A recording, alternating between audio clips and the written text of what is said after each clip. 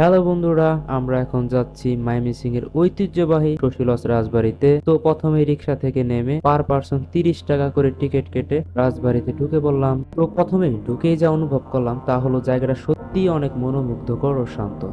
চলো ইতিহাসটা একটু জেনে নেই। জমিদার নিঃসন্তান সূর্যকান্তের দত্তক পুত্র শশীলস কান্তর আচার্যর নামে এই ভবনটির নাম রাখেন তিনি শশীলস। বিখ্যাত এই ভবনটি 1897 সালে গ্রেট ইন্ডিয়ান ভূমিকম্পে বিধ্বস্ত হলে তা আবার 1905 সালে একই স্থানে জমিদার সূর্যকান্ত নতুনভাবে শশীলস নির্মাণ করেন। ভবনটির ঠিক পশ্চিম দিকে পুরাতন পুকুর রয়েছে, আর পুকুরের সাথে একটি দ্বিতল মার্বেল পাথরের তৈরি স্নানঘর আছে। বন্ধুরা, গাছগুলো লক্ষ্য করেছো? অনেক পুরাতন। আমরা রাজবাড়িটি সম্পূর্ণ ঘুরে দেখলাম। ভিতরে একটি সংরক্ষিত জাদুঘরও আছে। তোমরা চাইলে চলে আসতে পারো। তো আজ এই পর্যন্তই, দেখা হবে নতুন কোনো ব্লগে। সেই পর্যন্ত ভালো থেকো। ভালো লাগলে চ্যানেলটিকে সাবস্ক্রাইব করে দিও।